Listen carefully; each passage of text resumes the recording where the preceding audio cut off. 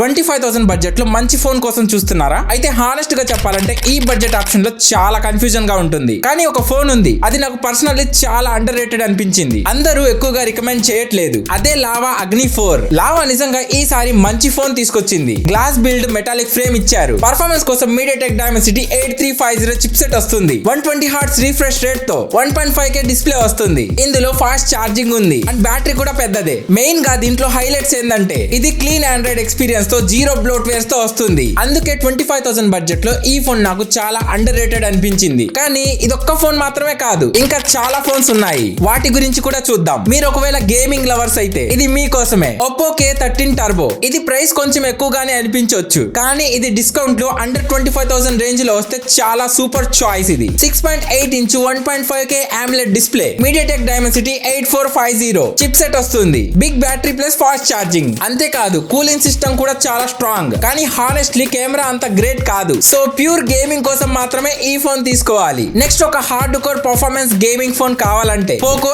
F7. ఇది present 30,000 plus ఉంది, కానీ ఆఫర్స్ లో 25,000 to 28,000 మధ్యలో వస్తుంది. దీంట్లో స్నాప్డ్రాగన్ 8 Gen 4 ప్రాసెసర్ వస్తుంది. ఇది 25,000 to 30,000 రేంజ్ లో ఒక పవర్ఫుల్ చిప్ సెట్. ఇది గేమింగ్ లవర్స్ కి ఒక డ్రీమ్ ఫోన్. బట్ దీంట్లో నెగటివ్ పాయింట్స్ కూడా ఉన్నాయి. Hyper OS battery drain issue and దీంట్లో బ్లోట్వేర్స్ కూడా ఉంటాయి. Slim and all rounder option Motorola side నుంచి ఎడ్జ్ 70 స్లిమ్ స్లిక్ డిజైన్ కావాలంటే ఇది 25,000 రేంజ్ లో solid option. 1.5K 120 hertz AMOLED display, Snapdragon 7 Gen 4 processor. Battery అయితే డీసెంట్, బట్ కెమెరా యావరేజ్ గా ఉంటుంది. ఇక్కడ బిగ్గెస్ట్ ఇష్యూస్ ఏంటంటే మోటరోలాలో సాఫ్ట్వేర్ అప్డేట్స్ చాలా ఇన్కన్సిస్టెంట్. ఆఫ్టర్ సేల్స్ తర్వాత సర్వీస్ కూడా వీక్. మీకు కెమెరా ప్లస్ బ్యాటరీ ఇంపార్టెంట్ అనుకుంటే వివో T4 Pro. ఇది 25,000 రేంజ్ లో ఈజీగా దొరుకుతుంది. 6.7 inch 120 hertz AMOLED display and 6000 mAh big battery వస్తుంది. 50 MP main camera plus telephoto zoom తో వస్తుంది. పర్ఫార్మెన్స్ కోసం స్నాప్డ్రాగన్ 7 Gen 4 వస్తుంది. పర్ఫార్మెన్స్ డీసెంట్, గేమింగ్ బీస్ట్ అయితే కాదు, కానీ ఓవరాల్ గా balanced all rounder phone. Next Realme P4 Pro. ఇందులో స్నాప్డ్రాగన్ 7 Gen 4 వస్తుంది and 6.8 inch 1.5K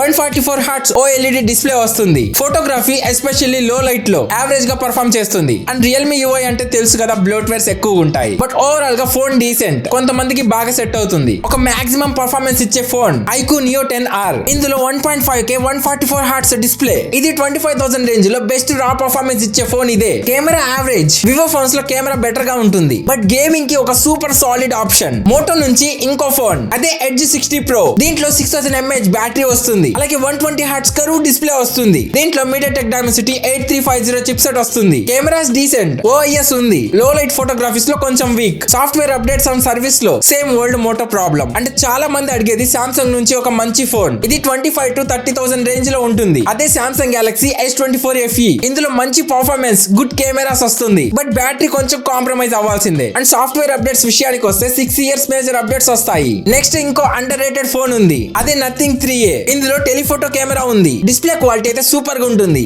nothing UI తో క్లీన్ యూనిక్ డిజైన్ తో వస్తుంది. దీంట్లో నెగిటివ్ పాయింట్ ఏంటంటే చార్జర్ బాక్స్ లో ఉండదు అండ్ UFS 2.2 స్టోరేజ్ వస్తుంది. బట్ 25,000 రేంజ్ లో overall package good. But upcoming nothing 4A కొంచెం ఎక్స్పెన్సివ్ అవుతుంది. సో 3A ఒక మంచి డీల్. సో ఫ్రెండ్స్, 25,000 రేంజ్ లో ఇవే బెస్ట్ ఫోన్స్. కొన్నిట్లో పర్ఫార్మెన్స్ స్ట్రాంగ్ గా ఉంటుంది, కొన్నిట్లో UI, ఇంకొన్నిట్లో కెమెరా. బట్ ప్రతి ఫోన్ కి తన ఓన్ స్ట్రెంగ్త్ ఉంటుంది. So thank you for watching. Next వీడియోలో మళ్ళీ కలుద్దాం.